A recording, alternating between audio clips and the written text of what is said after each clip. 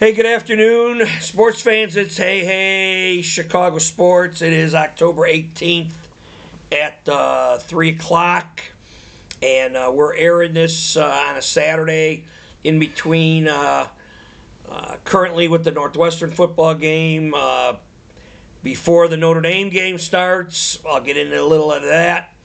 And then the Bear will do a Bear preview. But a couple of things, couple of SEC stuff that came off the top of my head that I want to clear up for you SEC people out there who are puffing out your chest.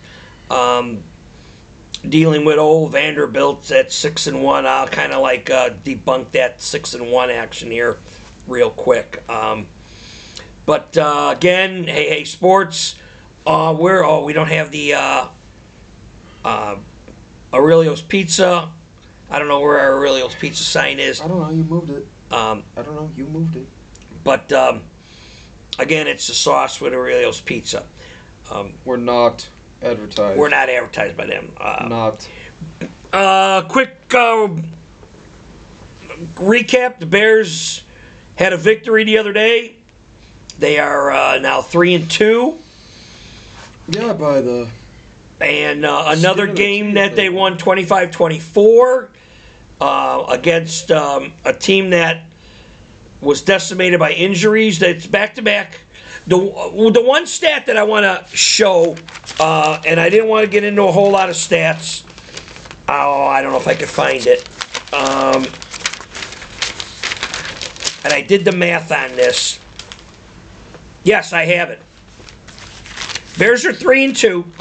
So you would think that if the Bears are 3-2, if any team, let's say any team that's 3-2, for that matter, should be outscoring their opponents, because you got more wins, right?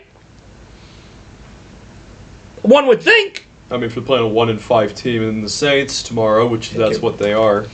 But the Bears are 3-2. They're winning games. But the Bears have been outscored collectively. That's on their defense. 125. The Bears have only scored 125 points. They've given up 142. Okay, so we'll get into maybe, and everyone's going to say, well, they played the Lions and Vikings. Well, yeah, they did, and they should have won the Vikings game week 1, but they didn't do it. Okay, but we'll get into the Bears stuff a little bit later. That's how we're gonna the bulk of our back show, and we will pick up. Is this where you want to? Your talking point? My talking point today is SEC football, okay? And everybody with their chests out, Mizzou. Mizzou, I think they got beat last week again. I didn't look under their schedule, but I do know their preseason schedule blows, okay? It's terrible. And then Now, Vanderbilt won today. Vanderbilt was a favorite today against LSU. First of all... First time in 7 years that they were ever the favorite. Yeah. First of all, LSU's coached by Brian Kelly. And Brian Kelly blows. Okay? And LSU might be... People might say, well, Penn State. LSU might be one of the most overrated teams in America. They have 2 losses now. They're going to lose one more somewhere in the SEC. They're going to end up 9-3. You might as well say you're out. You are out of the playoff picture, okay? Because this playoff picture thing, when it all first started out, was the SEC is going to end up getting 6 or 8 teams in the playoffs because that's what they wanted. And Brian Kelly made the comment of. Brian Kelly said it was easier to win a national championship at LSU than it was at Notre Dame. At Notre Dame, that's why he left. Okay. And I criticize Notre Dame all the time, but come on, really? But Vanderbilt now is 6-1. Okay, but before I go any further, did you know Charleston Southern had a football team? No. Okay. Where are they? Somewhere in Charleston. And wait a minute, aren't they they're in one of the lower levels? Perhaps. Vanderbilt beat them by 42. Okay. Georgia State. Did you know they had a football team? Yes. Okay. I don't know where, but yes. Vanderbilt beat them by 50. Okay? Virginia Tech, they played the second game of the season. You know what? After the third game of the season, you know what happened at Virginia Tech? They fired their coach. Okay. Virginia Tech or Vanderbilt beat South Carolina, who lost again today. South Carolina's 3-4. And they play in the SEC. And Missouri fans love to praise South Carolina because they're in their half of the bracket. Let me just say it like this. Okay, I'm just going to start naming names that are SEC teams. And you just say yes or no. Alabama. Yes. Georgia. Yes. Florida.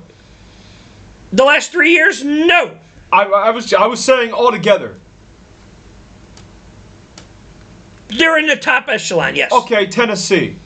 Yes. Okay, point being, that's kind of it. Yes. Kentucky Blows. So, the Gamecocks. Blow. Auburn, other than the 2 years with Cameron Newton. And you know what? Today And some with Bo Jackson. And today I'm rooting for Auburn. And I hate Auburn. I hate Hugh Freeze. But you know what? They played Missouri today. And Auburn was crying last week how they think they got screwed in the game. And I'm hoping. And here's the deal. The horseshit Auburn team is playing Mizzou. And I hope they beat them like a drum. And then that will squelch any of this Missouri nonsense. And you know what? Mississippi State, I don't think has ever even won their conference. Oh, everybody was. They were. The announcers were puffing out their chest. I didn't check to see. Mississippi State's 4-2. I didn't check who their non-conference schedule was, and they're playing. I couldn't remember who they're playing, but anyway, Vanderbilt's 6-1 now, and everybody is saying, and they're ranked 17th in the country, okay, and they're going to move up. But here's a team. I'm not going to tell you who the team is yet, and this team is currently 4-2. They played Tulane, and Tulane was 10-2 last year. They played Western Illinois, a cupcake, but they played Oregon, UCLA, Penn State, and today they're playing Purdue. That schedule is anyone will say that's a better schedule than that one I mentioned at Vanderbilt. And the second schedule that I mentioned was Northwestern. That's Northwestern's schedule up to this point. And you know what? I have a theory on the SEC. The Southeastern Conference. That's the technical name of the SEC. In all fairness, and people don't want to admit it, and I'm going to say something here, it's a shittier ACC. It's a crappier ACC.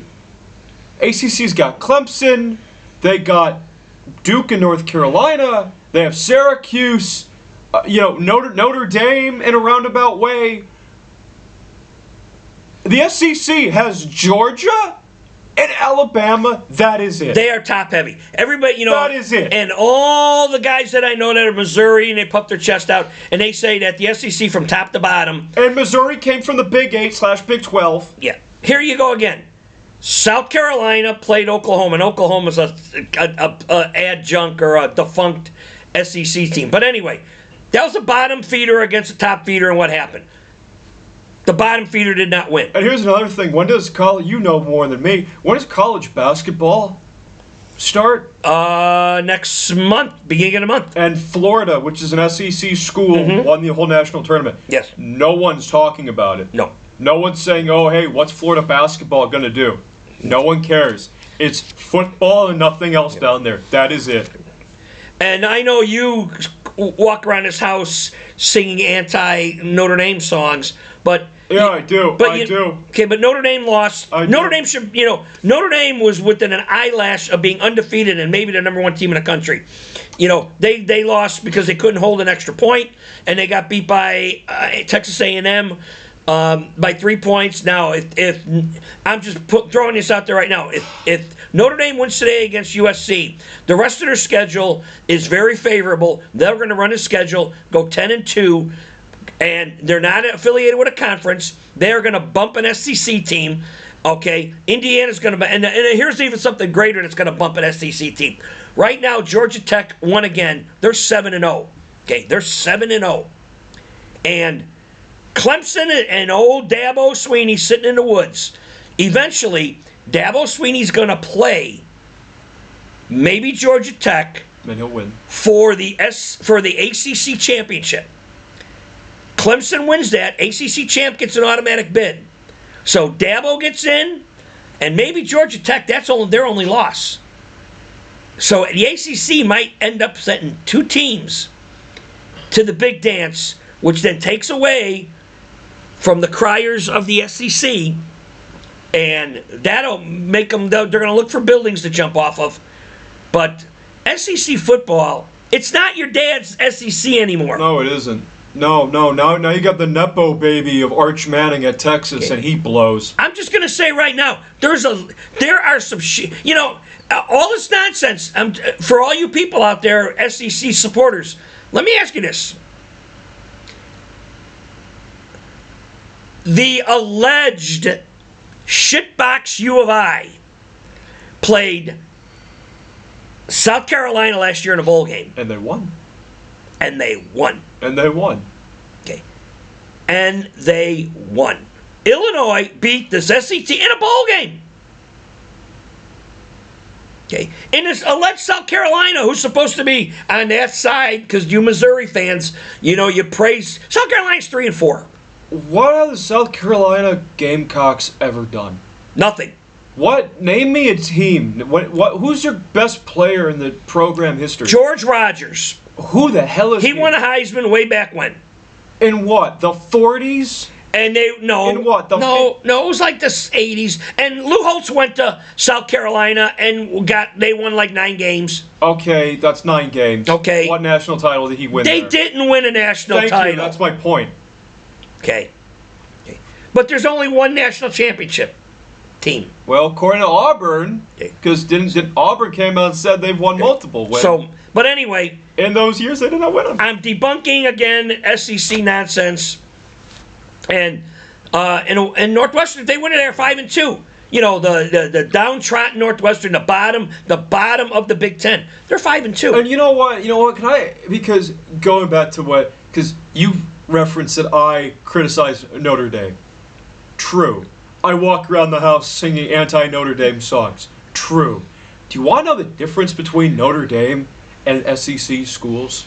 Notre Dame could eliminate the entire athletic, program, and on every category, they wouldn't miss a beat. They would not miss anything. You remove football from Alabama, Tuscaloosa, it's night and day. You remove football from Auburn, night and day. You remove football from Florida and Miami. And I know Miami's not in the SEC, but they got beat last night by Louisville. No, if you went to Texas, you went to the Texas Longhorns, and we saw the Bevo commercial before we came down here. You remove football from the Longhorns in Austin. Like, what are they known for? Hell, we went to, I know Baylor's not in the SEC, but we went to Baylor. We were there, we saw the campus. They were more than kind and courteous to us. Baylor people were wonderful. They were, yeah, and you were very skeptical about Baylor going there. The Baylor people, we got there, we were kind of nosing around open doors, and the next thing you know, we were in like the Millionaires Club where they were having lunch. Courteous people. And we told them what we were doing, and they wanted to know if we wanted to have a seat for lunch. And True story. And overlooking the 50-yard line on their field, and then we went into the basketball field house, and their assistant coach walked us around. True story. And we watched a practice for like 25 minutes. The Baylor people were they were beautiful people. Yes, they were. They were beautiful people. People like that, because when we go, we open doors and we open doors. How you did, and they ask what we were doing here. But we could have had lunch with oil billionaires of Texas. The Jerry Jones of the world. Yes, and we said, and we were dressed like this, and we kind of walked into, and the hostess said we would seat you, and and people were coming in and getting. Thankfully, this was during my senior year of high school, so they thought it was. Yes, it was. On one half, they probably thought it was a college visit. So anyway, but Notre Dame. I'll tell you another thing about Notre Dame. You said the only difference. Look at Notre Dame's football schedule. They are playing 12 true Division I schools. They do. They do. I'm not knocking them on that. I knock Notre Dame outside of athletics. There's a difference. Okay. But my point being, Northwestern, you hype up Northwestern every chance you get. Remove football from Northwestern, and there was a moment of time there they almost did. Would Northwestern overall miss anything? Well, you want to... they are golf national champions. They are women's field hockey dynasty champions. I think they won like 5 in a row. At one period of time in the 2000s, in the 2010s, I think they won 5 consecutive national field hockey championships. Okay. But at the end of the day, NCAA, they're student athletes. That was the entire gimmick. Right. Now they're not because they got the NIL. And probably basketball with Doug Collins' kid is probably higher on the athletic spectrum than Northwestern football right now. Because Northwestern football had that scandal with Pat Fitzgerald. I wasn't even going to say his name. And, you know, that everybody said, well, you know, who's going to go to Northwestern? And they wrote the ship and they're 5-2. But actually, they're 4-2. Would have won today, they're 5. And again, with the bottom of the barrel stuff, you know, and Nebraska, who's, you know, not great, but Nebraska was 5-1. And there's the rumor about Matt Rule going to Penn State. But who just beat Nebraska this week? And it's a guy that screws me every time that I invest him. Mr. Row the Boat. PJ Fleck. Minnesota beat Nebraska.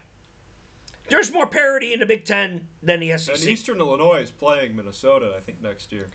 Yeah. So, but see, when you get the Paul Feinbaums of the world, and you're expecting a great upcoming episode with him, are you not? With Monday, I always turn him on Monday because his Monday show after college football, he always has Brian Kelly on. It's his first guest right out of the box. And he gets okay. And Brian Kelly got beat by Vanderbilt, who Vanderbilt again. Let me go back. Played. Who did I say? Charleston Southern. And I don't even know where they're located. And Georgia State, okay. I know of Georgia State. Okay. And Vanderbilt beat them, and Brian Kelly, who's got 5, 6, 7, 12-star athletes, who left Notre Dame because it was easier, got their ass kicked today by Vanderbilt. Okay, that could be an entire episode on itself. But anyway, Paul Feinbaum and people such as him, because you know, we are 2 idiots with a microphone. Well, technically, we don't have a microphone because we got the laptop computer. Because the laptop computer has a microphone built into it. But anyway, long story short, very few people at what we are doing are actually good at this and are actually really, what is the term I'm looking for? Important at what they're doing, because when you watch Paul Feinbaum's show and he gets grown men, if you can even call them that, named Squirrel and Legend and I-Man and whatever, shout out to them. We don't know them, but but then you listen to these people, and I don't mean to just sound like that guy, but keep in mind here, they're speaking about colleges, schools, and they refer to these teams as schools. But the people calling in don't sound like they've ever passed the 5th grade. No, they don't. And they don't. And I bet collectively they do not even have an entire set of teeth. Collectively. And I think it's very unnerving and unsettling when, you get these big budget SEC programs. Hell, and even you can even throw in the Big Ten programs here on the TV cable networks where it's. Okay, you were in education for 30+ years. Mm-hmm. You went to Eastern Illinois University. That's right. Which Eastern Illinois University was founded as Teaching School of America. Yes. And EIU football had a lineage of great people, of great talent. What Alabama quarterback in the last 10 years is actually good in the NFL? Eastern Illinois, I'm going to say this, and I know Tebow played down there, and Manning, and whatever. Eastern Illinois, as a university, by itself, a lone university, has produced more greater quarterbacks than the entire SEC conference. Not just one team, the whole damn conference. Okay? Name me the last great Arkansas quarterback. I have no idea. You can't name him. Name me the last great Missouri quarterback. I have no idea. You know. Name me the great last South Carolina quarterback. No idea. Tim Tebow was the last great Florida quarterback. What did he do in the NFL? And nothing in the NFL. What did Eric Couch do? Eric Couch blew. Okay, you got Dak Prescott out of Mississippi State. You know what? But I think Tony Romo had a better record. Tony Romo's got every Dallas Cowboy record. He's the best Dallas Cowboy passing quarterback. Yeah, okay. He's the best franchise quarterback in team history. After Manning, name me the last great Tennessee quarterback. I have no idea. T. Martin for like a couple of games, but even then. Yo. I mean, how long did he play? Mississippi wins all kinds of games. Name me, other than Jackson Dart, can you even name me another Mississippi quarterback? No. And the only reason you know Jackson Dart is because he's currently playing in the NFL. Does Bo Nix count as an SEC quarterback? Because he's half and half. Bo Nix is as old as I am. He's played like 9 years. Bo Nix doesn't even count, in my opinion. But, well, anyway. But when it's like, see, now with the transfer portal and everything. Yeah. And that should have been done a long time ago, but you know, the people who spearheaded that, the Puritans of NCAA football, if you can even call them that, because when you go and you look at all these scandals and whatever, because there's now, speaking of scandals, and I'm not going here, but Penn State is now having a coach. There's a coaching spot available at Penn State. Who will that be? I don't know. You don't know. No. And you think Franklin may go to UCLA? I think Franklin's going to go to UCLA. But I'm going to leave. We're going to be cutting this college thing because I'm going to turn to my individual here, and he's going to sum up in 3 names the disastrous quarterbacks. And he's going to make a quick, and I want you to make a quick reference. And you're not even, we didn't even plan this. I don't know. You will know it immediately. I kind of know where this is going, but you will know it immediately. And this was not planned. This is not in our notes. I'm just going to, because in this house it's common knowledge. Oh, of every Chicago Bear back quarterback? No. Okay. No? Because all this wonderful quarterback play in the SEC, there are, and you're going to name 3 names, and then you're just going to shut up. Connect the dots at the University of Georgia for our listening audience. Oh! And you're going to see how shitty quarterbacks are. Stetson Bennett. Jake Fromm. And Justin Fields. And what is kind of the narrative behind that? Justin Fields started at Georgia, then left Georgia, went to Ohio State. But when he was at Georgia, he couldn't beat out Stetson Bennett or Jake Fromm. Please say that again. Let me get here. Stetson Bennett and Jake Fromm can be working at a Jimmy John sandwich shop, giving you the number 5, Italian nightclub sandwich. Here you go, giving you the bag of chips and a Coke. And you wouldn't know who Stetson Bennett or Jake Fromm even are. But Fields couldn't beat them out. Justin Fields couldn't beat them out. So when you guys, when you people out there pump your chest, stop it. Stop quarterbacks because Justin Fields couldn't beat out. Once again, who's it? Stetson Bennett and Jake Fromm. Very good. Okay, we're gonna move on. Okay. And that I guess that's a fair follow up into our next tidbit here, because in the NFL, you actually watch the best of the very best. You're not living vicariously through some school that you didn't even go to. No. The Chicago Bears currently are 3-2, and they're playing the 1-5 New Orleans Saints at 12 p.m. tomorrow in Soldier Field, Chicago, Illinois. right up there by the lake shore, right up there by the whole museum And property and everything. It's the cheapest ticket to get for the remainder of the year at Soldier Field. We debated. We couldn't go.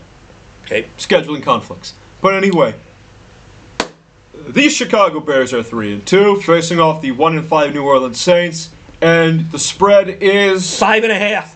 Bears are giving 5.5 to the Saints. I don't, off the top of my head, know what the under/over is. I want to say probably 48 or 49.5. I think the Bears are going to come out with a, I don't want to say easy victory because there is no such thing as an easy victory in the NFL. However, I think the Bears are going to come out here looking good. Because here's what I'm going to do this week. Okay? I'm glad, because I'm going, because I'm still skeptical about the Bears, but you know what? I'm going to make an investment, and I'm going to give the points, and I'm going to support the Bears. Because... You just want to find a way to get mad at Mr. Sizzle. Because if they don't cover on our next broadcast, which will be Sunday night... Yeah, you're going to go conclude. You're going to see somebody's jugular vein palpitate. Palpitate, can you describe the definition of that? Palpitate is when you can see the vein just continuously vibrate in your neck. And it's just jumping and jumping and jumping. And I will have, because right now, there's this playoff fever. Oh. There's playoff fever in the air. I'm going to slow the roll on that, but yeah, there is an atmosphere buzzing. There's, man, because now they play the Saints, so they're going to go 4-2. But let me remind you. They were 4-2 last year, and everything went wrong. They were 4-2 last year. And everything went wrong. And then after this game, they play the Ravens. And everybody's saying the Ravens are dead in the water. No, they look dead in the water, do they not? Well, they might not be dead in the water because 40-year-old Joe Flacco with the dead Cincinnati Bengals beat Pittsburgh to now make the division closer. So and Lamar Jackson's coming back, and let's just say Lamar Jackson wins this week, they pick up a game on Pittsburgh. Okay, the Ravens are not going to go to the wild card. Okay, but the Ravens could win the division at 10-7 or 9-8. They could still play in a wild card game if that was the. I think maybe. But they only got one win right now. Who, the Ravens? Yeah. Wow. I think so. Yeah, look that up. So, but there's this wild waffling of, the Bears, the playoffs, and because the rest of the schedule, they still got to play. But you know what? The Giants are playing better. Okay. The Niners, that game against the Niners at the end of the year, where the Niners might need that win to get into a playoff spot. If the Niners are even healthy by that point. So that's a team with chronic. Okay. They got to play the Eagles, but I don't think the Eagles are just... They got to play 40-year-old Joe Flacco. Yes. And dare I say, and I hate him with every fiber of my being, Aaron Rodgers. Hey, Aaron. So Again. They got 3 wins. I am still saying the Bears' high water mark is 7-10. But we'll see what happens. And then everybody's going now with the stats of how many, touchdowns. I think Justin Fields only has 9 touchdowns. Okay. You mean Caleb Williams? Caleb Williams. I think he's got, only 2 interceptions. Okay. That is true. Yeah. All right. And before we started, I wanted to do the Justin Fields stats, but I'm backing off on that a little bit. Well, actually, to be fair, because actually, no.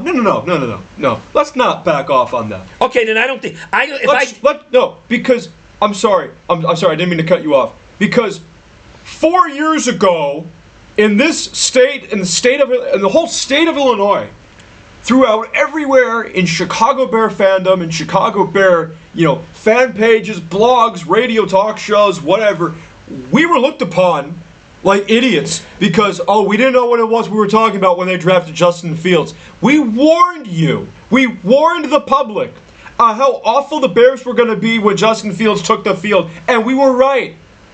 And we're still right. What's he done in Pittsburgh? What did he do with the Jets? Whoa. The Jets are 0-6. Stop it. Stop it. The Jets are 0-6. They're paying him $10 million a year for 2. He's getting a $20 million contract. I heard it was $40 million. Okay. But either way. Okay. But either way, anywhere you slice it, right. That's not good. All right. And, and then and the Caleb Williams deal, he played all the games last year and he's played 5. He's got 22 games under his belt. But do you know that Justin Fields, speaking of 22 games, do you know that Justin Fields, in only a 3-game more difference of 25 games played, Justin Fields is 0-25 in games where the opposing team puts up 21 and more points? Let me say that again. Justin Fields, as an NFL starting quarterback for any team he's ever been on, is 0-25 in games where the opposition has scored 21 and more points. And that's a guy that you honestly thought was good, Bears fans. Well, they should have known that from the beginning because... No, going back to our earlier segment. Because Jake Fromm? He couldn't beat out Stetson Bennett and Jake Fromm. And then when he was at Ohio State, and after he left Ohio State, he was replaced by a freshman, C.J. Stroud, who put up better statistics than him. Stop it. And the Bears decided that this is the guy we wanted. This is a guy that you need. Okay. And you know what? And I'm still afraid of that's the same talk that they're doing with the current quarterback. And I understand where you're coming from. However, Caleb Williams, 1 year and 5 games, so 1 season and a quarter, he's already light years ahead of the previous guy. Yes, but when the bar is set so low. I know. Okay. I know. Okay. Yeah, I know. Another stat for you. Justin Fields, when he was a Chicago Bear, he played 40 games and had 60 turnovers. Look this up. How do you play 40 games at a minimum and have 20 more turnovers? Make that make sense to me. And you might even go one step further with Justin Fields that he couldn't even beat out Russell Wilson. And Russell Wilson got discarded by 2 teams. True. He got discarded 3 teams. Yeah. Seattle, Denver, and Pittsburgh. And New York Giants. So that's 4. Yes, he's on the bench. 4. Yes, so he couldn't even beat out them. Okay. I hate to say, which I kind of good because Wonder Boy coach out in Pittsburgh, he couldn't even fix him. He's like, pack up your shit and get the hell out of here. Mike Tomlin is 0-4 against Jay Cutler football teams. Can we say that, please? You say that all the time. I do. Okay. So now, what's going to happen tomorrow with the Bears and against Spencer Rattler? There's a name. Well, that's a guy that Caleb Williams, ended his entire legacy. Spencer Rattler was supposed to be the second coming of Christ, and then Caleb Williams. And where did Spencer Rattler end up? Well, he began at Oklahoma. But where did he end up? I don't know. Back to our first segment. South Carolina. A team that don't win anything. That's where Spencer Rattler ended up going. What's that tell you? South Carolina. What's that tell you? So the Bears are playing a quarterback from South Carolina tomorrow. If they lose, I'll be very upset. That's why I'm going in. I'm drinking the Kool-Aid. I'm drinking the Chicago Bear Kool-Aid for tomorrow at 5.5. But you know what? Now it's going to be, because weather might be an issue, and it's going to be raining, and it's sloppy. There'll be a million excuses. But when I see the current guy of Caleb Williams, I get reminded of Mitch Trubisky. Because, this is a guy because there's people who criticize Caleb Williams for non-football reasons, and they want him gone for non-football reasons. There's people who criticized Mitch Trubisky for non-football reasons, who ran him out for non-football reasons, and what happened? Oh yeah, they went right in the shitter. You know what we have to do? What? And we haven't done this. What? And I know Mitch didn't start right away, but... You mean for the Bears? When he was here? Because Mike Glennon played for a while. Right. He didn't start immediately. True. We need to get Mitch's first 17-game stats, because it might roll over to 3 seasons, and compare him to Wonder Boy. You mean Caleb Williams? Right. And see statistically, and I have always said statistics are for losers, but let's check touchdowns, interceptions, total yards. Because I do know Mitch, and from a 4-year time span, he had the highest touchdown percentage. Yeah, I'm just saying 17 games. Certainly one of the highest touchdown percentage of any. I'm just saying 7 because that's where not named Sid Luckman. That's where Caleb Williams is right now. Well, it should be 17 plus 22 games. Mitch's first 22 games, and see where we're at with the Chicago Bears. Because you know what? Because I'm concerned. Because if they go, let me say this. Let me publicly say this.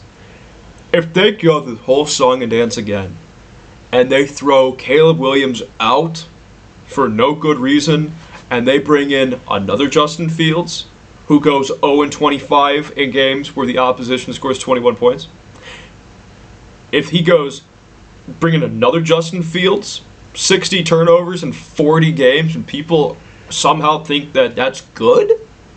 If they go down this rabbit hole again, for no real good football reason, I will possibly call it quits.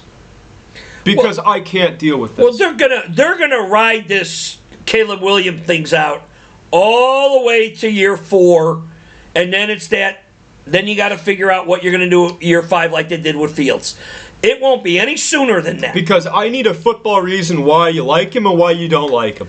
I have football reasons why I like him.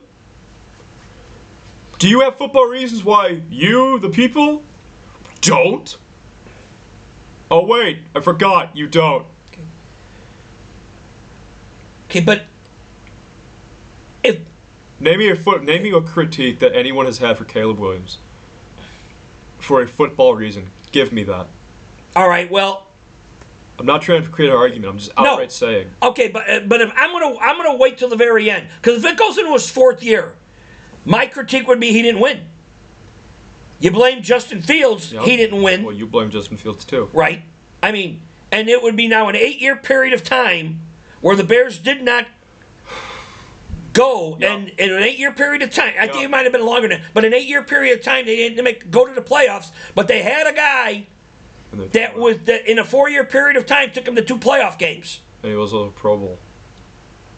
So, you know, just because you're the whiz kid in college, okay, you know, and this current offensive regime has more offensive weapons than any of the others. But there's still also a lot of question marks with this current organization status quo, because starting from the top, and I'm not mentioning ownership, so you can relax.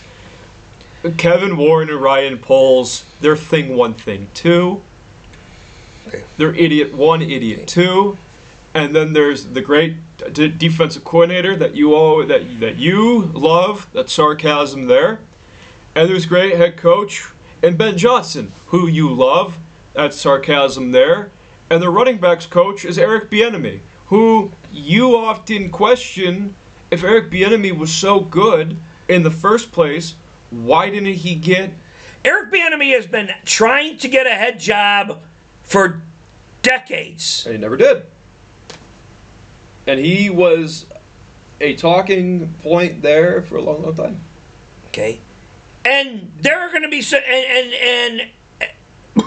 And we're kind of running out of time here, but the word on the street is there's going to be some job openings, or there are going to be some job openings. So there's 2 job openings right now, ain't there? In the NFL? There's one in Tennessee, I know. One in Tennessee, and there's going to be one in Miami. Oh, they're going to fire. Because Mr. Capri pant wearer and the hot name. The hot name the enemy in Florida would make is the Waffle House menu guy. What, you mean Matt Nagy? Matt Nagy's name is being resurfaced. You know, Matt Nagy would be a great college coach. I could totally see him doing that. John Gruden, I heard Penn State is an option. That would be great. That would be awesome to see him come back. Gruden at Penn State would be a good gig. See John Gruden come back, and then they'll play like the Stone Cold Steve Austin music, introducing him, like Crash. Yeah. But you got to wonder what's going on. Caleb Williams has to. He's gonna continue. All right, I'm going to give you an. What don't you like? What you don't like about him? Obviously, because of. Does he turn the ball over? No, because of pass distribution. Okay. One guy on the Bears has 35 more catches than the second guy in the system. Obviously, number 15, Roman Duke. He's looking at him only. Primarily. That's it. Him or Luther. The big catches, the big receptions were Luther. Well, Zacharias is number 2.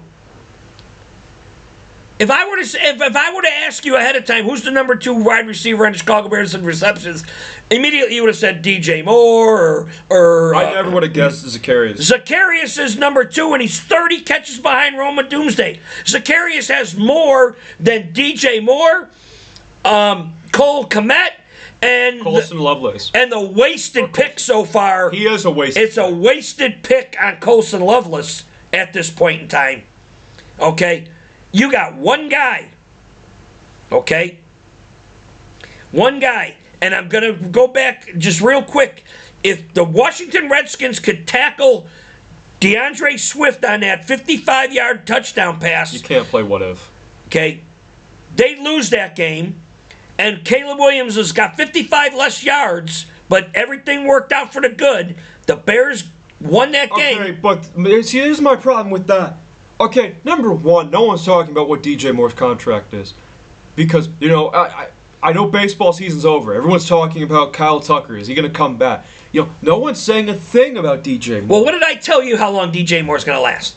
I told you the minute DJ Moore is not catching the ball, he's out the door. So he's Keenan Allen. But this goes back, and you called into Mullion Hall, and you said that, and everyone laughed at you.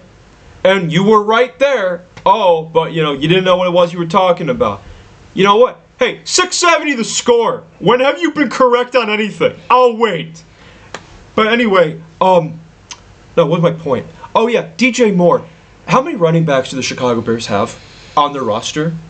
Well, I think they're housing 4. But they could. Okay, so they got 4 starting running backs. I think they got Johnson, who's not a starting running back. Okay, but he can. Okay, Monangai, Swift. Okay.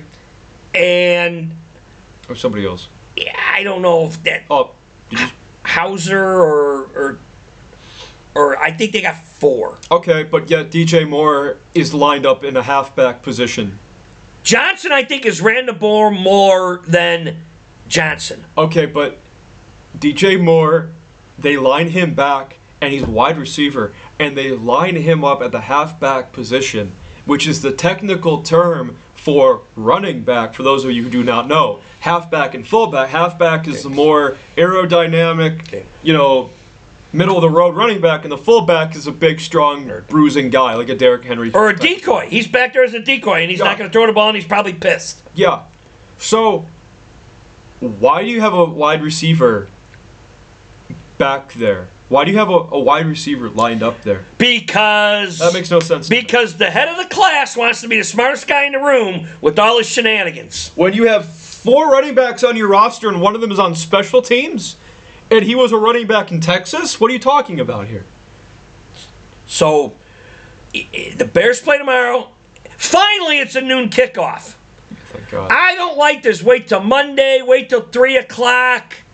I want to have my lunch during the Bear game and then my regular Sunday dinner at a regular time. How do you? This nonsense, the lead up, getting up in the morning, I do my grocery store shopping on Sunday morning. I get back home. I'm ready for the Bear game. I put the lunch spread out and away we go.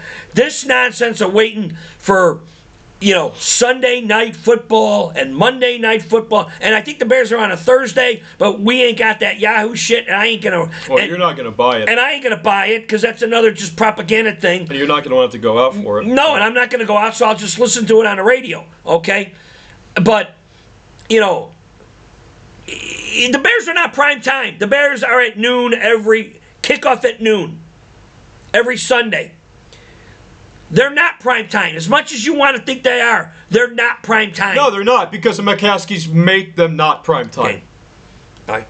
Well, the McCaskey regime took them out of being prime time. you have to win. You got to put together a resume to the point where you're winning a boatload of games, not championships. You know who won games? Lovie Smith, and they fired his ass. He did. Unceremoniously. Okay. You know who also won games? Mike Ditka fired his ass unceremoniously. Good job. You know what I heard? Good job there. This is another joke. The Bears and the Bengals are a flex game. They might move. They can move that. They can move. And we're going to that game. That could be at any time. Yeah. So It says it is a flex game. So maybe we do have to change the hotel reservations. We'll see what happens. Maybe we do have to. I don't think it's going to be a Sunday night game. But if they go to 3 o'clock, which is 4 o'clock Ohio time, we might have to stay overnight again. And you know what? Let me say something here. The jury is out on Ben Johnson and his coaching staff because he's only been here for 5 games, 6 games? 5. They're 3-2. Okay, they're 3-2. So this will be the 6th game. Jury's still out on that.